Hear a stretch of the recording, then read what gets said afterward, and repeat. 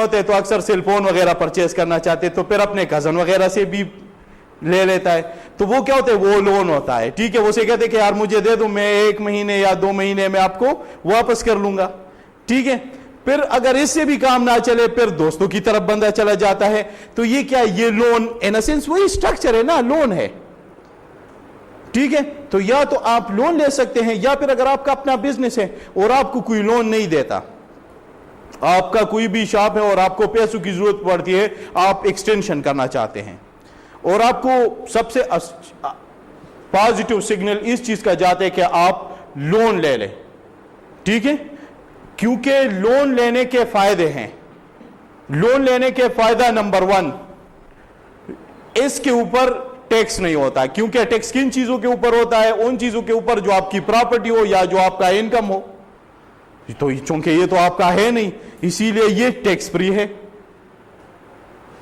دوسرا فائدہ, اس کے اوپر ریٹرن کم ہوتا ہے. اگر آپ سے کوئی فکسڈ ٹائم مانگتا ہے, مین کہ آپ سے کہتے ہیں کہ فکسڈ ریٹ ہے, آپ جیسے وکاس مجھ سے کہتے ہیں کہ میں آپ کو پیسہ دیتا ہوں لیکن مجھے ہر مہینے اپنے اتنا ریٹرن دینا ہے, تو اس کے نخرے زیادہ تو اس کو ریٹرن بھی میں کم دوں گا. اب آغا ولید ہے, یہ مجھے پیسے دیتے ہیں لیکن مجھے کہتے کہ نہیں یہ چلے آپ سب کو دے لیکن مجھے پھر بعد میں دینا ہے, تو یہ پھر اچھا بھی مانگے گا, تو یہ زیادہ ریٹرن. اسی لیے جب آپ پارٹنرشپ ایشو کرتے ہیں یا آپ اونرشپ ایشو کرتے ہیں وہ مہنگا ہے, اس کے اوپر آپ نے زیادہ ریٹرن پے کرنا ہوتا ہے. اور جو لون والا ہے اس کو آپ تھوڑا کم, تو اسی لیے وہ لیس ایکسپینسو, لیسٹ ایکسپینسو دین ایکویٹی. ٹھیک ہے, تیسری چیز جو سب سے امپورٹنٹ ہے وہ ہے انفارمیشن. ٹھیک ہے, وہ یہ چیز ہے, اس کے بارے میں اس کو بڑی سگنلنگ تھیوری اسے کہتے ہیں, اس کے اوپر بہت اچھی خاصی ریسرچ بھی ہو رہی ہے. سگنلنگ تھیوری کا مطلب یہ ہے کہ اس سے سگنل کمیونیکیٹ ہوتا ہے. سگنل کمیونیکیٹ کا مطلب یہ ہے کہ اگر فار ایگزامپل ابھی یونیلیور والے کہہ دے یا نیسلے والے کہہ دے اور وہ اگر لون لے لے تو ان لوگ کہیں گے کہ اچھا یار اتنی اسٹرانگ کمپنی ہے کہ کوئی بھی اس کو لون دینے کے لیے تیار ہے. لیکن اگر تھوڑی سی نئی کمپنی ہو تو کوئی بھی اس کو لون دینے کے لیے تیار نہیں ہوگا, ہر کوئی ڈرے گا کہ جیسے وہ کہتے کہ ڈیفالٹ ہو جائے گا. اسی لیے پھر وہ کیا کرے گا, وہ ایکویٹی کی طرف جائے گا. تو جب آپ ایکویٹی لیں گے تو لوگ یہ سمجھیں گے کہ اس کو کوئی لون دینے کے لیے تیار نہیں تھا, یا لون دینے کے لیے تیار نہیں تھا, یا دوسرا اگر ہم تھوڑا ڈیٹیل میں جائے تو شاید اس نے پہلے سے اتنا لون لیا ہے کہ کوئی اس کو مزید لون دینے کے لیے تیار نہیں ہے. ٹھیک ہے, تو اگر فار ایگزامپل اب ایک بڑی کمپنی ہے, اب ہم بات کرتے ہیں کارپوریشن کی. اب کارپوریشن کو پیسوں کی ضرورت پڑ جاتی ہے. ٹھیک ہے, تو جب کارپوریشن کو پیسے کی ضرورت پڑتی ہے تو وہ کیا کرے گی, وہ بھی تو ان کے پاس 3 سورسز ہوتے ہیں اور اس کے علاوہ کوئی سورس نہیں ہوتا. ایک سورس, وہ سورس اگر وہ آلریڈی کما رہی ہے, ٹھیک ہے, وہ کمپنی اگر آلریڈی کما رہی ہے تو وہ جو کچھ اپنے اونر میں ڈسٹریبیوٹ کرے گی, جو کما لے سال میں اس نے جتنا بھی انکم کمائے اس میں کچھ وہ اونر میں ڈسٹریبیوٹ کر جائیں گے, اور کچھ جو باقی بچا وہ ری انویسٹ کرے گی اپنی کمپنی میں. تو اس کو ہم کہتے ہیں ریٹینڈ ارننگ. وہ ایک سورس ہے لیکن اس سے ان کی ضرورت پوری نہیں ہو سکتی. اگر کسی میگا پروجیکٹ میں جانا چاہتی ہے تو تب کیا کرے گی, تب اس کے پاس لون والا سسٹم بھی موجود ہے. وہ کسی بینک سے لون لے لے یا وہ جنرل پبلک سے بانڈ کے ذریعے لون لے لے, جو ابھی تھوڑی دیر پہلے بھی ہم نے ایگزامپل لیا کہ اگر وہ ایک سرٹیفکیٹ ایشو کرے جس کا پاکستان میں فیس ویلیو یا اسٹیٹڈ ویلیو یا پار ویلیو 1000 روپیز ہے, اس بانڈ کی ویلیو پاکستان میں 1000 روپیز ہے, وہ کیا کرے, وہ ایشو کرے اور جنرل پبلک مین ہم سب اس کو خرید سکتے ہیں. ٹھیک ہے, تھرو این انویسٹمنٹ بینکر. ٹھیک ہے, وہ مارکیٹ میں اس کو پیسہ اس سے ملنا شروع ہو جاتا ہے. ایک تو یہ 2 ذریعے بتا دیا کہ لون کے 2 طریقے یہ بتائے کہ آپ بینک سے لون لے سکتے ہیں, اپنی ضرورت پوری کر سکتا ہے, یا پھر بانڈ ایشو کرے. دوسری چیز, اگر وہ اونرشپ ایشو کرے, فار ایگزامپل شیئر کا نام سب نے سنا ہوگا. شیئر کیا ہوتی ہے, شیئر سرٹیفکیٹ. کسی بھی کمپنی میں اونرشپ کو شیئر سرٹیفکیٹ, شیئرز کہتے ہیں. ٹھیک ہے, آپ نے شیئر پرچیز کیے, اگر فار ایگزامپل جتنے شیئرز آپ نے پرچیز کیے اتنے وہ پرسنٹیج اس کا نکل آتا ہے, اور اس پرسنٹیج کے مطابق اس کمپنی میں آپ اونرز بن جاتے ہیں. اب یہ دو جو آپ نے بتا دیا یہاں پہ ڈسکس کیے بانڈز اور شیئرز, یہ دونوں ٹریڈ ہو سکتے ہیں مارکیٹ میں. فار ایگزامپل اب وقاص نے اور آغا ولید نے, ایک نے بانڈ پرچیز کیا, ایک نے شیئر پرچیز کیا. اب دونوں کو مزید یہ 10 لیٹ سپوز بانڈ کی تو پھر بھی 10 سال میچیورٹی ہے, 10 سال بعد یہ واپس ہو جائے گی کمپنی, میں واپس لیٹ سپوز اگر میں نے ایشو کیا میں واپس لے لوں گا ان سے. لیکن شیئر تو فار ایور ہے, وہ تو حصہ دار ہی ہے کسی کمپنی میں. تو کیا اگر آغا ولید کو پیسوں کی ضرورت پڑ جائے, اس نے 1 کروڑ کے شیئرز لیے ہیں کسی کمپنی میں اور اس کو پیسوں کی ضرورت پڑ جاتی ہے, پھر یہ کیا کر, تو اسی لیے یہ جو مارکیٹ ہے اسٹاک ایکسچینج, لیٹ سپوز ایک ایگزامپل ہے stock exchange is an example, وہ کیا کرتی ہے اسٹاک ایکسچینج کے اوپر آپ یہ کر لیتے ہیں کہ یہ جو شیئرز ہے یا یہ بانڈ, پاکستان میں کیپٹل مارکیٹ ڈیولپ نہیں ہے, بانڈز وغیرہ کی ٹریڈ اتنی خاص نہیں ہے, ٹھیک ہے, اسی لیے ہم ایگزامپل میں شیئرز لائیں گے. شیئرز کی سیل اینڈ پرچیز کہاں پہ ہوتی ہے, اسٹاک ایکسچینج, وہ سیکنڈری مارکیٹ ہے. پرائمری مارکیٹ اور سیکنڈری مارکیٹ انشاءاللہ آگے والے پیج پہ ہم ایکسپلین کریں گے کہ ان کا کیا مطلب ہے, کہ ہم اسٹاک ایکسچینج کے اوپر کون سی ٹریڈ کرتے ہیں اور انویسٹمنٹ بینک پہ کون سی ٹریڈ ہم کرتے ہیں, ٹھیک ہے. تو یہ آپ کے ساتھ کیپٹل مارکیٹ ہو گیا, مین وہ مارکیٹ جس کے اوپر لانگ ٹرم سیکیورٹیز کی سیل اینڈ پرچیز ہوتی ہیں, ٹھیک ہے. تو ایک انویسٹمنٹ کا ذریعہ یہ بھی ہے, اگر آپ کسی کمپنی میں انویسٹمنٹ کرنا چاہتے ہیں تو آپ کے پاس 2 ذریعے ہیں, ایک یہ ایکویٹی میں بھی ایشو کر سکتے انویسٹ کر سکتے ہیں اور ڈیٹ میں بھی انویسٹ کر سکتے ہیں. یہاں تک آپ لوگ کی اگر کوئی کنفیوژن ہو.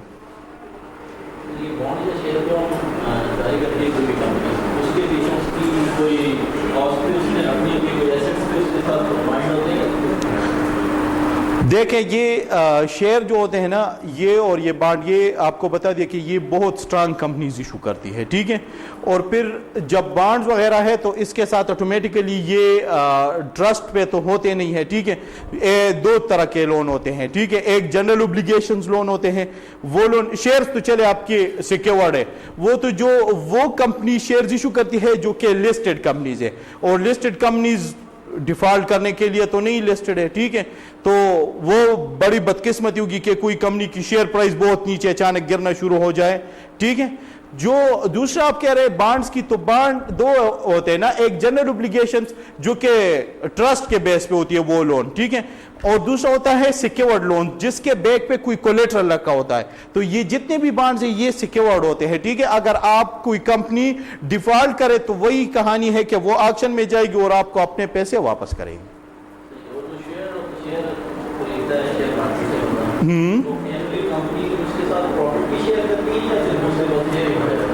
شیئر جو خریدتے ہیں نا کوئی بندہ, تو اس کو 2 طرح سے ریٹرن ملتا ہے. یہ ہم نے فرسٹ کلاس میں ایکسپلین بھی کیا تھا اور آگے آئے گا بھی. شیئر کے اوپر 2 قسم کے ریٹرن ہوتے ہیں. اس کا ایگزامپل ہم نے یہ دیا تھا کہ فار ایگزامپل ایک بندہ ہے, اس کے پاس 50 لاکھ روپے, وہ ادھر اسلام آباد میں کئی جگہ پہ ایک گھر خرید لیتا ہے, تو اس سے ان کو مہینے کا رینٹ بھی ملتا رہتا ہے, اور ساتھ ساتھ جب 2 سال ہو جائے یا سال ہو جائے اس کی قیمت میں بھی انکریز آ جاتا ہے. تو 2 گین اس کو ہوتے ہیں, ایک ریگولر ٹائم پہ, ٹھیک ہے, ریگولر انٹرول پہ رینٹ کے فارم میں, دوسرا وہ گین جس کو آپ کیپٹل گین کہتے ہیں, پرائس اپریسیشن آیا. تو شیئر میں بھی دونوں ہے. شیئر میں ایک تو پرائس اپریسیشن آ جاتا ہے, ڈپریسیشن بھی آ سکتے ہیں, مطلب لاس بھی کر سکتا ہے شیئر, اس میں دونوں ہے, اسی لیے حلال بھی ہے, ٹھیک ہے. دوسری جو چیز ہے وہ ہے اس کو ڈیویڈنڈ ملتے ہیں ریگولر انٹرول پہ, افٹر ایوری کوارٹر اور 3 منتھس ان کو ڈیویڈنڈز ملتے ہیں, ٹھیک ہے. وہ پروفٹ جو کہ شیئر کے اوپر ان کو ملتا ہے, ٹھیک ہے. ڈیویڈنڈ بھی آگے انشاءاللہ ڈسکس ہو جائیں گے جب آگے انشاءاللہ ٹاپک آئے گا. کلیئر ہو گیا جی؟ کسی کو کوئی میرے وے آف ٹیچنگ سے اعتراض تو نہیں ہے؟ سمجھ آ رہے ہیں؟ ایزی پڑھا رہا ہوں؟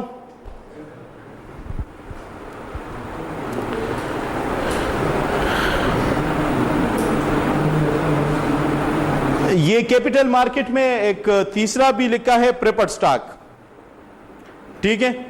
اب جو سٹاک لکھے نا, ایک ہوتا ہے کامن سٹاک, شیئر جو ہے, جو ہم نے بانڈ اور شیئر کا ایگزامپل لیا. تو شیئرز میں پھر ہم نے کیٹیگریز بنائی ہیں کہ یہ کامن شیئرز ہے, ایک پریفرڈ شیئرز ہے. تو دونوں میں تھوڑے بہت فرق ہے. پاکستان میں پریفرڈ سٹاک ہے بھی نہیں, میرے خیال سے 1980s یا 1990s کے بعد ایشو بھی نہیں ہوئے, ٹھیک ہے.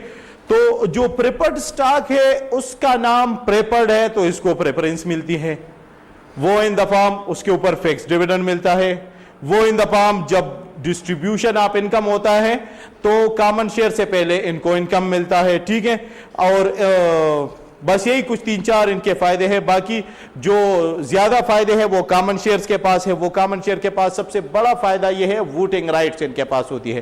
ووٹنگ رائٹ کا مطلب یہ ہے کہ اگر فار ایگزامپل یہ کمپنی کے بورڈ آف ڈائریکٹرز یا بورڈ آف ڈائریکٹر جب ان کی الیکشن ہوتی ہے تو ووٹ کون لوگ کرتے ہیں؟ جو کہ کامن شیئر ہولڈر والے لوگ ہیں.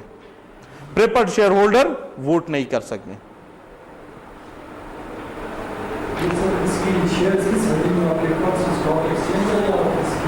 کیا چیز؟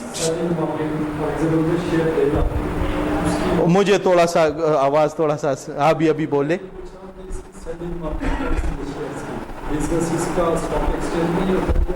سیل اینڈ پرچیز آپ ٹریڈ کہتے ہیں. تو وہ میں نے تھوڑا سا اپنے حساب سے یہ اپنے لیے تھوڑا سا ڈیلے رکھا, اس سے آگے پیج پہ آئے گا. لیکن اگر سیکنڈری ایشو ہے مین بار بار جب ریپیٹڈ ایشو ہے تو وہ جائے گا سٹاک ایکسچینج کے اوپر, اور اگر نئی ایشو ہے تو وہ کسی انویسٹمنٹ بینک کے اوپر. وہ سارا ڈیٹیل انشاءاللہ نیکسٹ پیج پہ آ رہا ہے. ٹھیک ہے, اس کے بعد ہے ڈیرائیویٹوز مارکیٹ. جان بوجھ کر چھوڑ رہا ہوں, جب 2-3 کلاسز ہو جائیں گے تو ایک دن ڈیرائیویٹو مارکیٹ کے اوپر ہم ڈسکشن کر لیں گے. ٹھیک ہے, ڈیرائیویٹو مارکیٹ مشکل نہیں ہے, لیکن اس نام سے پتہ چلتے کہ یہ ان تمام تر چیزوں سے ڈیرائیو ہو چکا ہے. تو اگر آپ لوگوں نے آج یہ پڑھ لیا تھوڑا بہت اس کے اوپر جب آپ پڑھ لیں گے تو آگے جب ہم پھر ڈسکس کریں گے تو آپ کو ڈیرائیویٹو کا سمجھ آئے گا. آج میں پڑھاؤں گا تو آپ لوگ کو وہ مشکل ہوگا کہ اچھا فیوچر مارکیٹ ہے, فارورڈ ہے, آپشنز ہے, سویپس ہے, تو پھر آپ کو وہ چیزیں سمجھ تب نہیں آئے گی جب آپ کو آج یہ نہیں ہے. ٹھیک ہے, ان سے وہ ڈیرائیو ہو چکی ہیں. اس کے بعد ہے انڈائریکٹ انویسٹنگ. جب تھرڈ پارٹی انوالو ہوتی ہے, جیسے میں نے اس سے پہلے کہا, اس کا ایگزامپل ہے میوچل فنڈز. ٹھیک ہے, آسان ایگزامپل کر لیتے ہیں میزان بینک کا. میزان بینک میں آپ جاتے ہیں تو آپ کو ڈفرینٹ نیشنل بینک کے بھی اپنے میوچل فنڈز ہیں, جیسے نافا فنڈز ہے. ٹھیک ہے, یہ اب آپ کے ساتھ مختلف جتنی بھی سیکیورٹی ہم نے ڈسکس کی نا, ان سے وہ بن جاتی ہیں. ٹھیک ہے, اور اس کا ایگزامپل لاسٹ کلاس میں ہم نے دیا تھا کہ فار ایگزامپل مارکر میرے خیال سے نہیں ہے یار,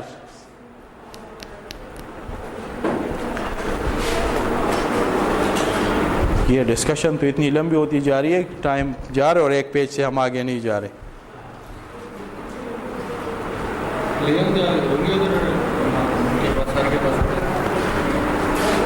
کامران مارکر یار, شکریہ.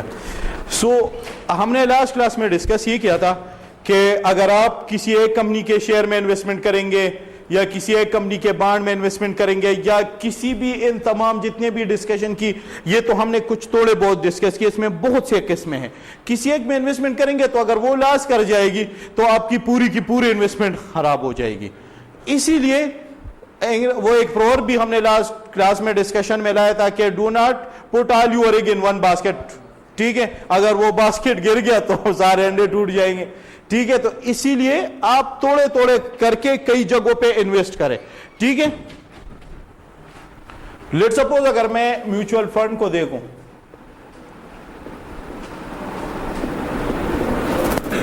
تو اس میں آپ کیا کرتے ہیں, لیٹ سپوز آپ مختلف سیکیورٹیز سے, یہ سیکیورٹی 1, یہ 2, 3, 4 and 5, لیٹ سپوز آپ نے کچھ 5 سیکیورٹی سے ایک فنڈ بنایا. یہ فنڈ مینیجر ہوتے ہیں, ان کے پاس کافی خاصا اچھا نالج ہوتا ہے انویسٹمنٹ کا. وہ ان کے ٹیکنیکل انالیسس کرتی ہے, فنڈامنٹل انالیسس کرتی ہیں. اس کے بیس پہ وہ دیکھتی ہے کہ کون سی سیکیورٹیز میں اس میں کتنے پرسنٹیج سے شامل کروں. فار ایگزامپل اگر میں کہہ دوں کہ یار اس میں سے میں 2 چیزوں کے بیس پہ بھی آپ کر سکتے ہیں, جیسے ڈیٹ اینڈ ایکویٹی کے بیس پہ بھی آپ بنا سکتے ہیں. آپ کہتے ہیں کہ میں کوئی فنڈ بنانا چاہ رہا ہوں, اس میں 40% ایکویٹی رکھتا ہوں اور 60% ڈیٹ رکھنا چاہتا ہوں. یہ صرف وہ 2 جنرل کیٹیگریز میں ہم نے بنا دیا. پھر ایسا بھی ہو سکتا ہے کہ آپ کہہ دیں کہ نہیں یار شارٹ ٹرم کے حساب سے کر لیتے ہیں کہ کچھ میں اس میں سے منی مارکیٹ کے اس میں لگا لیتا ہوں, کچھ اس میں سے کیپٹل مارکیٹ, اس طرح مختلف آپ کا ایک پرسنٹیج ہے کہ جس سیکیورٹیز کو آپ اس میں سے شامل کرنا چاہتے ہیں. کچھ ہوتے ہیں 100% ایکویٹی کے فنڈز بھی ملتے ہیں آپ کو, جس میں اچھے اچھے کمپنیز کے شیئرز میں آپ انویسٹ کرتے ہیں. کچھ ایسے ہوتے ہیں کہ 100% ڈیٹ والے بھی ہوتے ہیں, ٹھیک ہے, جس میں سے لون میں انویسٹمنٹ ہوتی ہے. ٹھیک ہے, اب یاد رکھیں جہاں پہ ڈیٹ زیادہ ہوگا وہاں پہ ریٹرن بھی کم ہوگا, جہاں پہ ایکویٹی زیادہ ہوگا وہاں پہ رسک زیادہ ہوگا, وہاں پہ ریٹرن بھی زیادہ ہوگا. اسی لیے یہاں پہ جب میوچل فنڈ کی بات آتی ہے, میں آج آپ کو ایک اور چیپٹر دیتا ہوں, لیکن وہ مجھے اپنے کب واپس کرنا ہے, کلاس سے پہلے واپس کرنا ہے.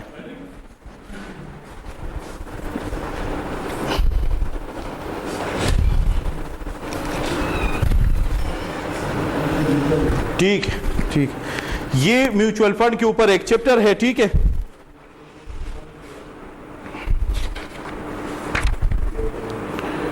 ہاں اس میں یہ ساری چیزیں گون ہے. ٹھیک ہے, انویسٹمنٹ وہیکلز, ٹھیک ہے, ڈائریکٹ انڈائریکٹ, پھر منی مارکیٹ کے انسٹرومنٹ. یہ جو آج لیکچر ہے اور اس سے آگے والے لیکچر یہ بھی آپ لوگ فوٹو کاپی کر لیں اور اس کو پڑھ لیں. ٹھیک ہے, میں نے سی آر بھی ایک بن جائے اس کلاس میں جو ایفیشنٹ اور جو کوئی کلاس مس نہ کرے, وہ ایک بندہ سی آر کا رول بھی ادا کرے اس میں.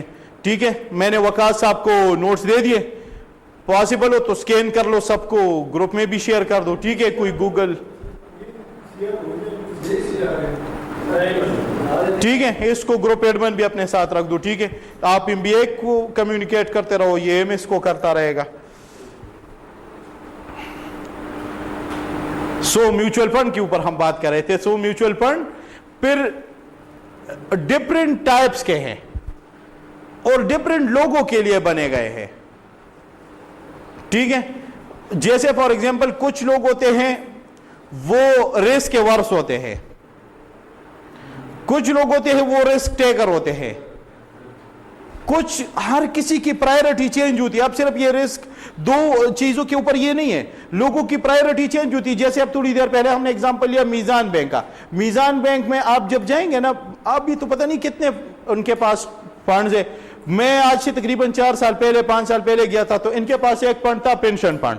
اب لیٹ سپوز اگر آپ کہتے کہ یار میں ہر مہینے تھوڑا تھوڑا کر کے ان کے ساتھ انویسٹ کروں گا تو 10 سال کے لیے یا 20 سال ان کی ایک ٹائم ہوتی ہے, اس میں جب آپ انویسٹ کریں گے تو جب 10 سال پورے ہو جائے یا 20 سال تو اس کے اوپر ری انویسٹمنٹ ریٹ لگتا ہوتا ہے اور اس سے کافی بڑا اماؤنٹ بنا ہوتا ہے. ٹھیک ہے, ایک تو یہ ہے کہ وہ آپ کی پرائیورٹی یہ ہے کہ آپ کہتے کہ یار 10 15 20 سال بعد میرے پاس کچھ بڑا اماؤنٹ آ جائے ہاتھ میں, جب میں نوکری کے لائق نہ رہوں, ٹھیک ہے, اور میرے پاس پیسے نہ ہو تو ایٹ لیسٹ کچھ ایسا فنڈ ہو جو مجھے سپورٹ کرے اس ٹائم. ٹھیک ہے, پھر دوسرا قسم حج کے لیے. آج کل تو حج کے لیے جانا بھی عمران خان کے گورنمنٹ میں اتنا مہنگا ہو گیا, ٹھیک ہے, کچھ کورونا کی وجہ سے. تو اگر کوئی بندہ حج کا شوقین ہے, ٹھیک ہے, پتہ نہیں 10 لاکھ تک پہنچا یا کتنا, کیونکہ 3.5-4 لاکھ تک تو عمرہ کا سنا ہے کہ اتنا پہنچ گئے, 10 لاکھ کراس کر گئے. تو اگر کوئی بندہ یہ خواہش رکھتے کہ میں حج کے لیے جاؤں تو ان کے پاس حج کا بھی فنڈ ہے, آپ توڑے توڑے کر کے اس کے اوپر کچھ ریٹرن کماؤ گے, کچھ آپ کے اپنا پیسہ گروتھ کرے گا.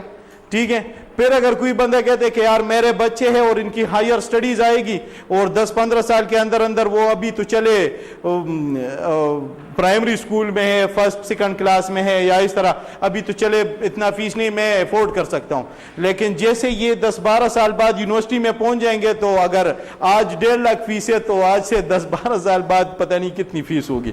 تو وہ بھی ایک بندے کی پرائیورٹی, وہ پھر کہتے کہ چلے یار میں ایجوکیشن والے فنڈ میں انویسٹ کر دوں تاکہ 10-12 سال بعد میرے بچے اس لیول پہ پہنچیں گے تو مجھے کوئی ٹینشن نہیں ہوگی, ان کی MBBS انجینئرنگ یا کوئی بھی ڈگری ہوگی ان کے لیے ایک خاص اماؤنٹ لم سم میرے ہاتھ میں آ جائے گا.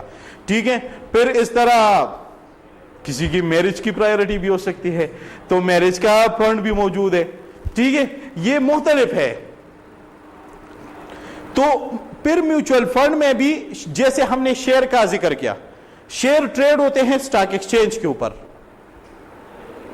لیکن اگر وہ فرسٹ ٹائم ایشو ہے تو وہ پھر انویسٹمنٹ بینک کے ذریعے ایشو ہوتے ہیں, وہ آگے ایکسپلین کریں گے. اور جو بار بار ایشو ہوتے ہیں ایک دفعہ ایشو ہونے کے بعد, ٹھیک ہے, تو وہ پھر کہاں پہ ٹریڈ ہوتے ہیں, स्टॉक एक्सचेंज के ऊपर। अब इसी तरह ये म्यूचुअल फंड भी है, इसमें दो तरह के हैं, एक लिखा है हमने ओपन एंड, एक लिखा है close and. Close and mutual fund वो म्यूचुअल फंड्स होते हैं जो कि मार्केट में उसकी सेल एंड परचेज होती रहती है, और ओपन एंड वो म्यूचुअल फंड होती हैं जिनकी सेल एंड परचेज में मार्केट में नहीं होती, वो आपने वापस उनको करना होता है। जैसे for example open and, sorry मैंने ओपन एंड कहा ना, ओपन एंड वो म्यूचुअल फंड जो मार्केट में ट्रेड नहीं होती, वो कहां पे जाती है वापस? लेट्स सपोज मीजान बैंक का जो म्यूचुअल फंड है वो ओपन एंड है, वो फिर आप मार्केट में ट्रेड नहीं करते, वापस मीजान बैंक को सेल करेंगे, ठीक है। सो मीजान बैंक आपसे परचेज करेगी किस बेस पे? नेट एसेट वैल्यू के बेस पे। अब नेट एसेट वैल्यू का फार्मूला है, ठीक है, नेट एसेट वैल्यू का फार्मूला है आपके साथ जो एसेट से उससे आप लेस करते हैं अपनी लायबिलिटीज और नंबर ऑफ यूनिट्स पे या फिर शेयर्स आउटस्टैंडिंग पे डिवाइड कर लेते हैं, तो इससे आपके साथ नेट एसेट वैल्यू का फार्मूला निकल आता है। तो नेट एसेट वैल्यू उस टाइम कितने आपके पास यूनिट है तो उसकी वैल्यू निकल आ जाती है। और अगर वो क्लोज एंड है तो वो जो मार्केट में उन फंड की वैल्यू चल रही होती है उनके सेल एंड परचेज के बिहेवियर के बेस पे, ठीक है, तो वो उसके ऊपर सेल एंड परचेज उसकी हो जाती है। जी, अब बैंक लायबिलिटी किसी भी ऑर्गेनाइजेशन की है, वो अगर एक बैंक है तो बैंक के जो उधार उसने लिया है, ठीक है, और अगर वो फॉर एग्जांपल कोई और कारपोरेशन है उसने भी कोई म्यूचुअल फंड फाइनेंशियल इंस्टीट्यूशन है तो उसके ऊपर भी जो लोन है वो उससे लेस हो जाएगा। ये एक्चुअली हम उस कंपनी की उस दिन की वैल्यू निकालना चाहते हैं। नेट ऑफ एसेट मीन के उसके ऊपर जो उधार है वो उधार तो उस बैंक का या उस कंपनी का नहीं है, वो आप उससे निकाल लेते हैं, जो बकाया बचता है ये आपके क्लेम्स है ना, असासे हैं, तो इससे जो लोन वगैरह पहले पूरे हो जाए उसके बाद आप उसके निकाले तो उस दिन जितनी भी वैल्यू उस कंपनी की बनती है वो आप उसके ऊपर वापस करते हैं उसे।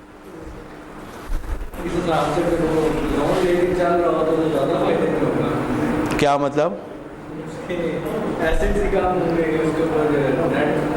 ये अब एक अलग डिस्कशन में हम चले जाएंगे, और तरफ चले जाएंगे, वरना देखे 1956 में मिलर एंड मॉडिग्लियानी ने एक मॉडल दिया था, ठीक है, मिलर एंड मॉडिग्लियानी ने ये मॉडल जिनको नोबेल प्राइज भी मिला था, उसने कहा था कि कैपिटल स्ट्रक्चर कौन सा होना चाहिए, शायद हमने डिस्कस किया है लास्ट क्लास में या नहीं।